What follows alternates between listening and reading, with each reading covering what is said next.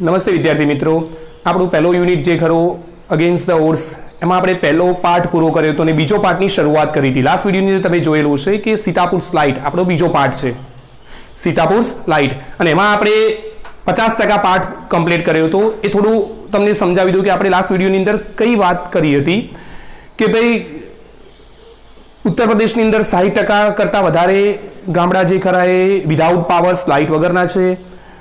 બરાબર, ત્યાં એક સામાજિક સંસ્થા મેરા ગાંવ પાવર એટલે કે એમજીપી શોર્ટ ફોર્મ હતું એનું, એમજીપી, એ આ પરિસ્થિતિને બદલવાનો પ્રયત્ન કરી રહી હતી. આ સંસ્થા શું કરતી હતી તો ઇન્સ્ટોલ સોલર પેનલ્સને ઇન્સ્ટોલ કરતી હતી અને એના બદલામાં તે 25 રૂપિયા અઠવાડિયે ચાર્જ લેતી હતી અને જે લોકો આ પૈસા ચૂકવતા એમને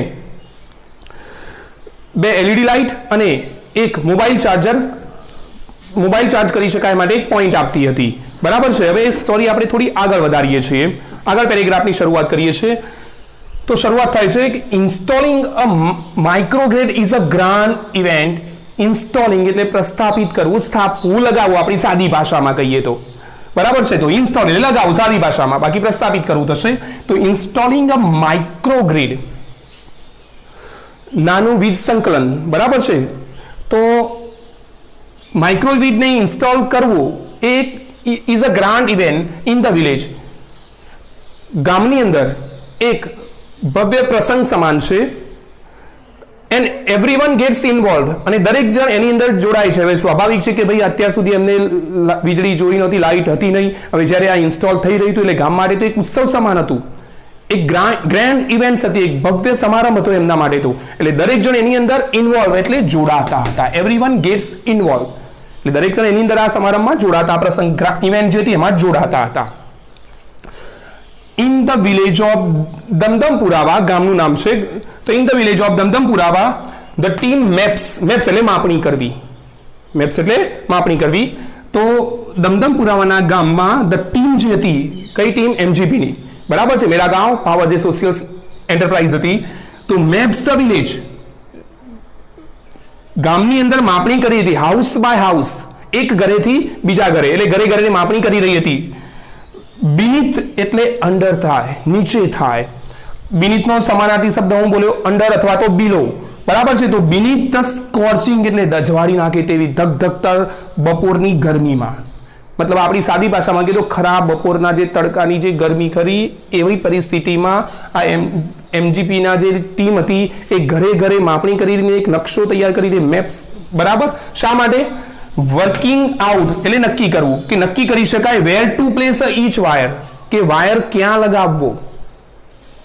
સો એસ જેથી S two connect the customer to the power source, જેથી ગ્રાહકોને જોડી શકાય ઉર્જાના સ્ત્રોત સાથે. પાવર સોર્સ એટલે ઉર્જાનો સ્ત્રોત. ફરીથી વાક્ય રચના સમજાવું છું કે ભાઈ દમદમપુર નામનું જે ગામ હતું એની અંદર એમજીપીની જે આ ટીમ હતી એ ગામની અંદર ઘરે ઘરે માપણી કરી રહી હતી. કેવી પરિસ્થિતિમાં? બપોરના ધગધગતા સૂર્યની ગરમીમાં, સ્કોચિંગ એટલે દજવાડી નાખે તેવી, બાળી નાખે તેવું, મિડ ડે સન એટલે બપોરની. બરાબર. અને બિનિથ એટલે નીચે, બપોરના ધગધગતા સૂર્યની ગરમીમાં ઘરે ઘરે જઈને માપણી કરી હતી. શા માટે? તો નક્કી કરવા કે કઈ જગ્યાએ વાયર લગાવવો.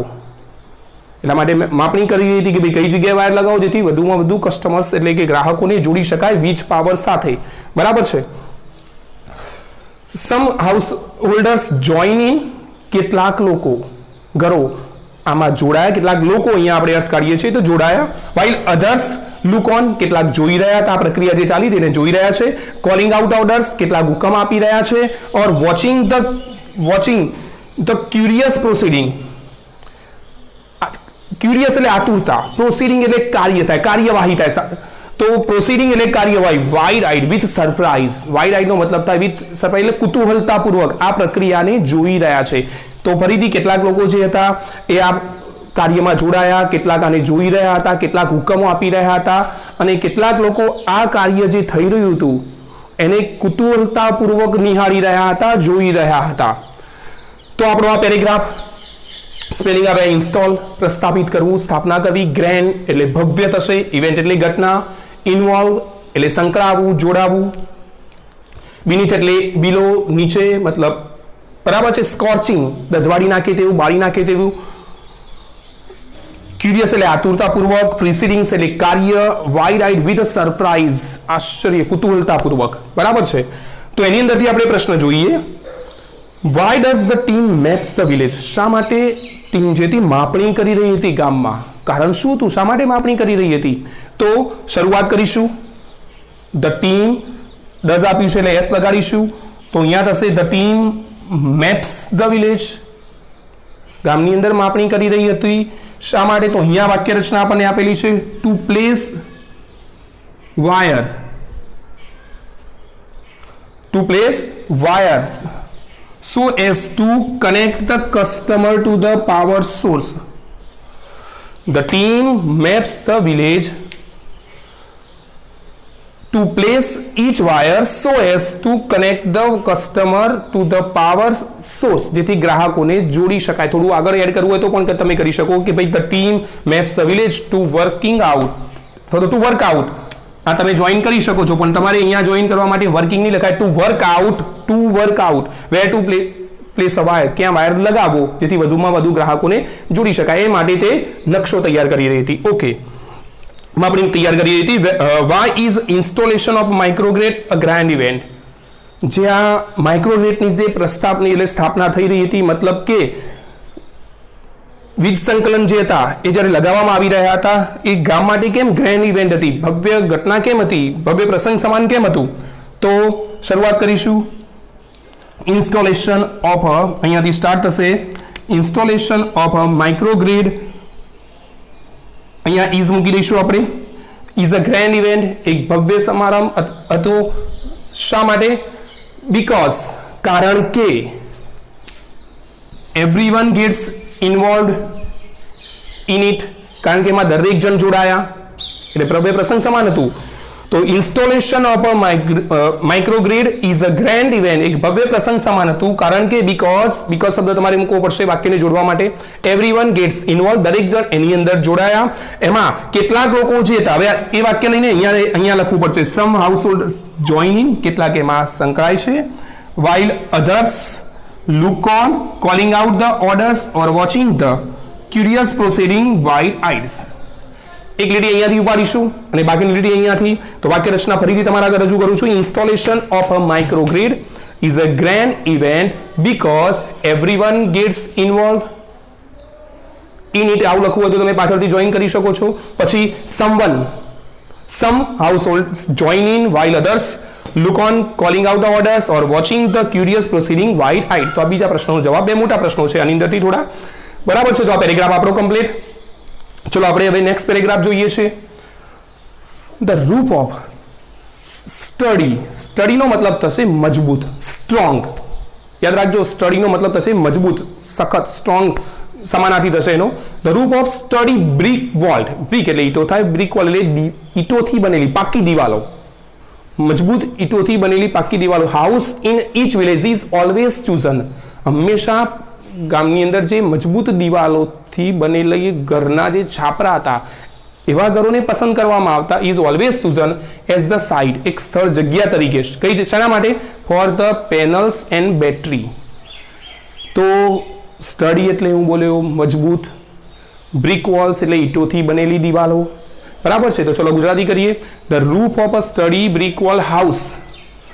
તો મજબૂત ઈટોથી બનેલ દિવાલો વાળું જે ઘર હતું એના છાપરાને પસંદ કરવામાં આવતું. શું કરવા માટે?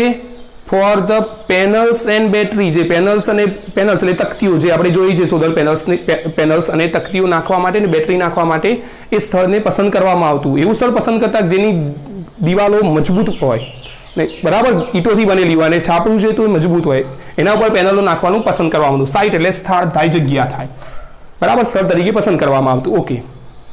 અઝાઝ, one of the companies first electrician to be recruited. Ejaz જે હતો one of the companies first electrician, કંપનીનો પહેલો જ ઇલેક્ટ્રિશિયન, બરાબર છે. ટુ બી રિક્રુટેડ, રિક્રુટેડ એટલે ભરતી કરવી. તો કંપનીનો પહેલો જે ઇલેક્ટ્રિશિયન હતો જેનું નામ હતું અઝાઝ, એને ભરતી કરવામાં આવી હતી. રિક્રુટેડ એટલે ભરતી કરવી, નોકરીએ રાખવો. તો રિક્રુટેડ ફ્રોમ ધ, ક્યાંથી પસંદગી કરવામાં આવી હતી, ક્યાંથી ભરતી કરવામાં આવી હતી?